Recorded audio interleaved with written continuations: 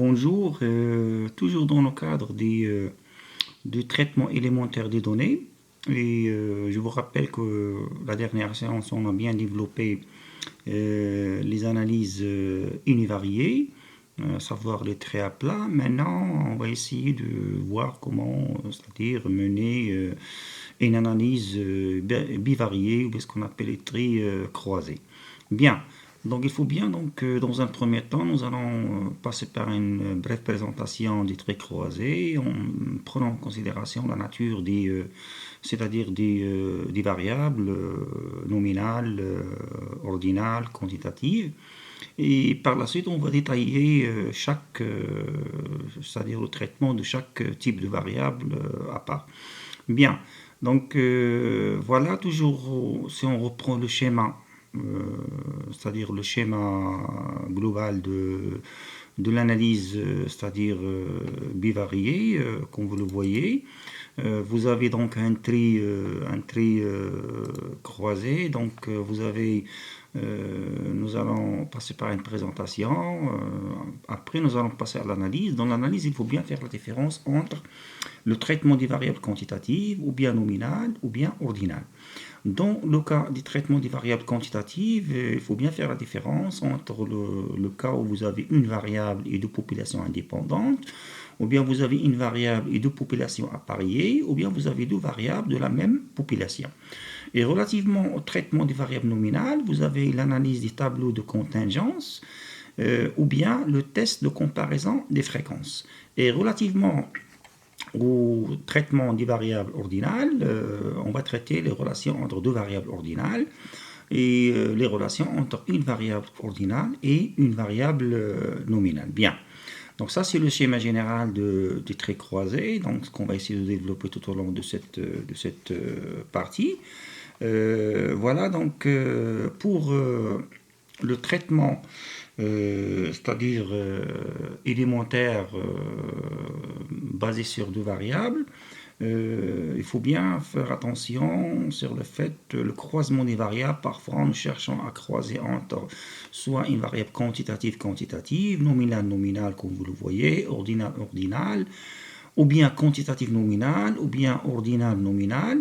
Donc voilà, donc ce sont généralement des croisements qu'on pourra généralement c'est-à-dire les faire. Mais pour mieux, c'est-à-dire illustrer le croisement entre ces deux variables quantitatives, pardon, deux variables de façon générale, soit quantitative ou bien nominale ou bien ordinale, on doit se référer toujours au questionnaire qu'on a bien développé la fois dernière, qu'on a traité ensemble la fois dernière. Vous avez ce questionnaire, vous avez un certain nombre de variables quanti, quali, nominale, ordinale, etc., etc. Donc voilà pour, par exemple, pour le fait, si vous cherchez par exemple à croiser entre deux variables quantitatives, d'accord?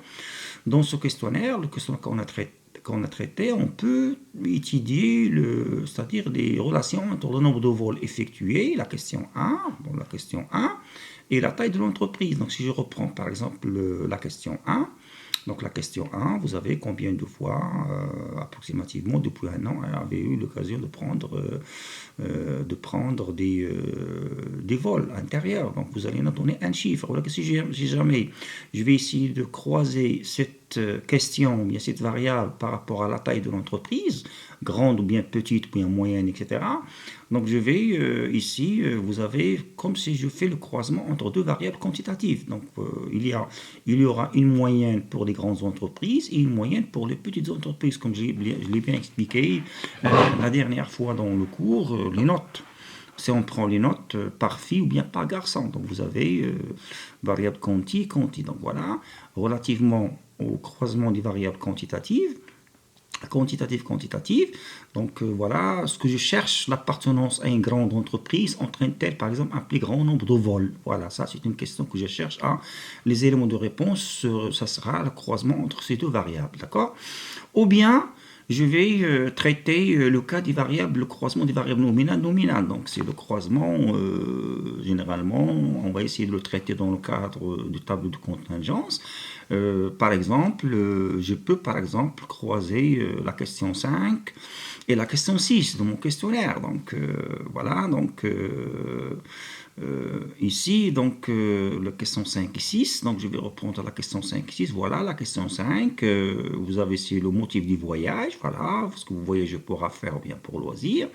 Et 6, c'est la qualité de l'abonnement, abonnement annuel, mensuel ou bien autre. Donc, ce que nous cherchons dans le croisement de ces deux variables nominales, donc parce que vous avez la question 5, c'est une variable nominale, la deuxième question, c'est la question 6, pardon, c'est une variable nominale. Ce que nous cherchons, tout simplement, dans le cadre de ce croisement, donc nominal-nominal, c'est le fait de voyager pour affaires ou pour loisirs, et ce qui implique il un statut donc d'abonné ou non. Donc, est-ce qu'il y a une relation de dépendance entre les deux variables, le motif du voyage et la qualité de l'abonnement? Donc, c'est les éléments de réponse à cette question. Je peux généralement la trouver dans le cadre des croisements entre ces deux variables. Ou bien ordinal. Donc, ordinal, voilà, vous avez donc par exemple, la question 4, toujours dans le cadre de notre questionnaire, la question 4, on demande aux passagers de faire un classement. Comme nous l'avons déjà traité, un classement associé A, B, C, D, E, etc. Ici, je peux par exemple faire une comparaison, qu'on va essayer de le voir prochainement. Il se peut que, par exemple, le passager, un passager quelconque, il a fait un classement, il a fait par exemple 1, 2, 3, 4, 5, mais l'administration, ou bien c'est-à-dire la direction ou bien le service commercial et marketing, il a fait un autre classement. Donc nous cherchons à comparer entre ces deux variables ordinales. Est-ce que, autrement dit, est-ce que les préférences des passagers, comme nous l'avons déjà signalé ici, donc voilà, le croisement entre la question 4 et un classement a priori correspond aux préférences de la direction. Est-ce qu'il y a une concordance ou bien une discordance? Donc il s'agit tout simplement de comparer entre deux variables ordinales.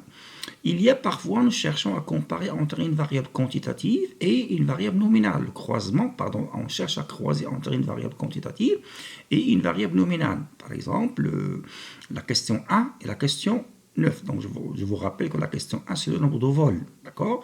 La question 9, donc nous allons voir la question 9. La question 9, c'est l'âge. Donc, vous avez ici une variable nominale. Et vous avez la première question, une variable quantitative. Donc si nous cherchons à croiser entre ces deux variables, ce que nous cherchons, comme vous le voyez, l'appartenance à une classe d'âge influence-t-elle le nombre annuel de vols de la personne interrogée? Donc ça, c'est une question, on peut éventuellement trouver des réponses dans le cadre du croisement entre ces deux questions. Ou bien, je peux très bien croiser entre une variable ordinale et une variable nominale. Une variable ordinale et une variable nominale, donc le fait par exemple de croiser entre la question 4, les préférences, et la question 8. La question 8, voilà, la question 4, ce sont les préférences, une variable ordinale, nous cherchons à classer, à donner un rang, ou bien un ordre. Et la question 8, c'est la situation familiale, c'est-à-dire célibataire, marié, divorcé ou veuf. Donc, ce que nous cherchons, ce que nous cherchons, par exemple, le fait de relever d'un statut familial, d'accord, entraîne-t-elle des préférences particulières? Par exemple, on peut dire que par exemple, les mariés préfèrent, par exemple, des vols gratuits c'est-à-dire ils préfèrent un vol gratuit ou bien, etc. Donc, c'est pas la même chose comme les célibataires. Ils préfèrent, par exemple, je ne sais pas, donc une autre préférence. C'est la raison pour laquelle, là, comme vous le voyez, vous avez le croisement entre une variable ordinale et nominale. Bien. Et voilà donc comme vous le voyez, c'est un croisement, soit quanti-quanti, nominal-nominal, ordinal-ordinal, quantitatif-nominal et ordinal-nominal. Voilà. Mais ce qu'il faut prendre en considération dans le cadre de généralement de croisement entre les deux variables, c'est si vous cherchez par exemple des relations entre les variables, c'est la nature du test à faire. Donc la nature du test à faire, il faut bien faire attention sur le fait que si jamais vous cherchez à croiser par exemple entre une variable nominale et une variable nominale, comme nous l'avons déjà vu auparavant, donc faites attention ici, ça comme c'est une synthèse des tests à appliquer. C'est ce qu'on va essayer de développer sur SPSS ou bien sur des exercices pratiques. C'est que si jamais vous cherchez à savoir la liaison entre une variable nominale ou bien deux variables nominales, le test le plus approprié c'est le test de Key2.